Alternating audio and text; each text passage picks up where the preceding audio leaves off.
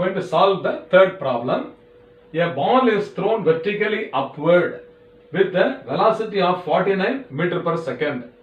Calculate the maximum height to which it rises. Then the total time taken to return to the surface. Now, I have drawn the picture here. So this is the ground surface. From the ground surface, a ball is thrown upward with an initial velocity u equal to 49 meter per second.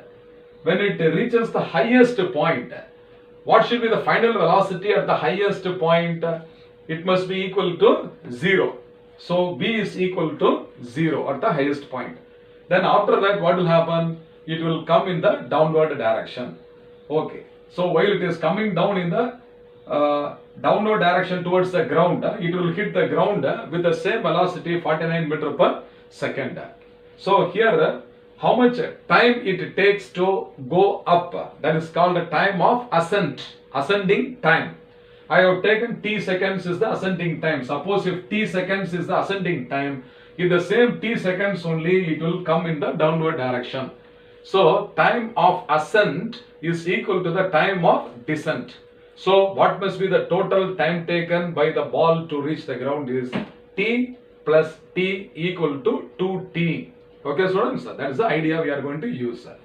Now what are the given quantities is only the initial velocity at the ground surface, that is u equal to 49 meter per second is given, and acceleration due to gravity, if it is not given in the problem, means we are supposed to assume only 9.8 meters per second square.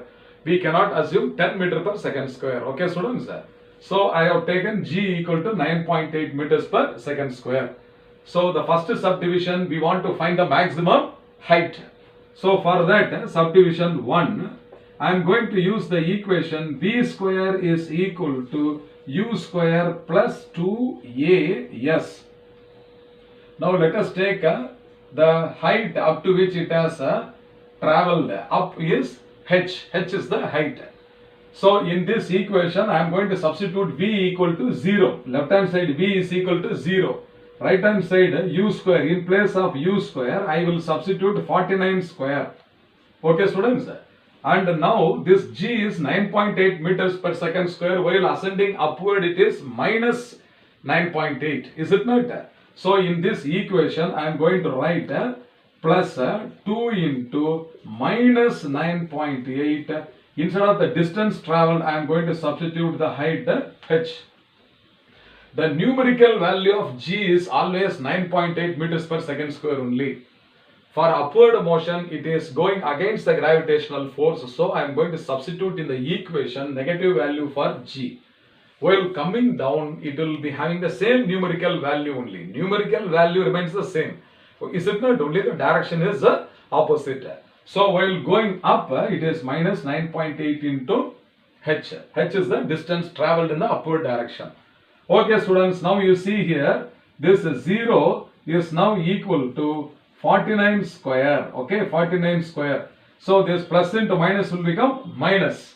Okay, so this is minus of 2 into 9.8 into h. So this negative quantity totally I will shift it to the left hand side. So this 2 into 9.8 into h is equal to 49 into 49. Therefore, what is h? h is equal to 49 multiplied by 49 divided by 2 into 9.8. This is once again equal to, I will multiply the numerator as well as the denominator by 10. So that this can be written as what? 49 multiplied by 490 divided by 2 into 98. These are some of the shortcuts. If you have any other shortcut better than this, you can go by that method.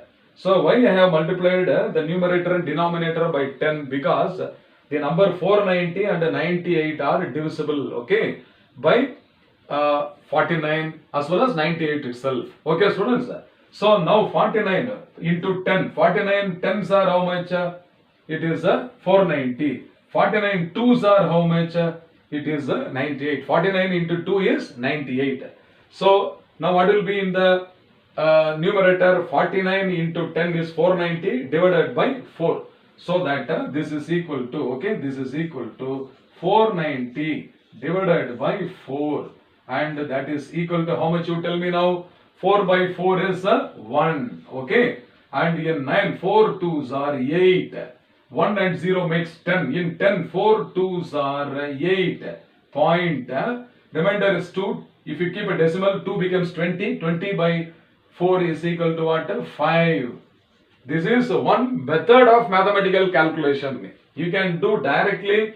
If you multiply 98 5 times, 98 into 5 is 490. If you know, that way also you can go. Okay, students?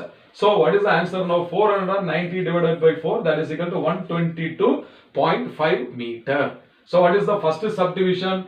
The maximum height to which it rises is 122.5 meter. So I will write here, therefore maximum height. Okay, students? So maximum height H is equal to 122.5 meter. Have you understood? Now the total time taken to return to the surface, that is the second subdivision.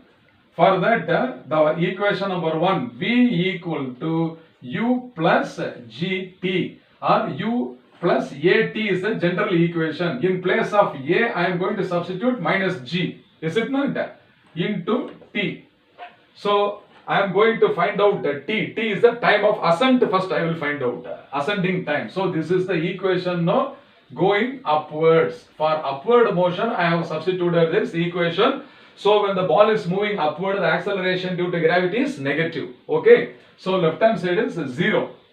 So the final velocity V is equal to 0. Therefore GT, G into T is equal to U. So this implies what? T is equal to U divided by G. Therefore T is equal to, in place of U I am going to substitute which value? 49.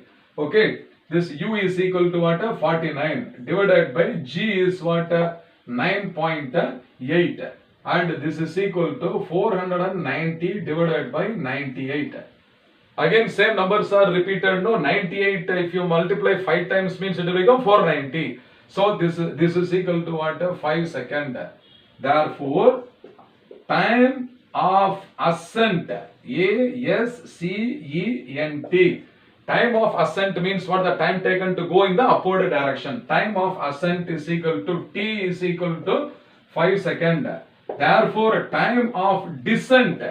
So time of descent, descending time, that is the time taken to come in the downward direction, that must also be the same. So that is also equal to 5 seconds only. Therefore the total time, total time taken, okay students, time taken is equal to T plus T, that is equal to 5 plus 5, that is equal to 10 seconds. Okay, 10 seconds is the answer. Have you all understood, students? Okay, fine. Okay, students, now the problem number 4 is, a stone is released from the top of a tower of height 19.6 meter. Calculate the final velocity just before touching the ground.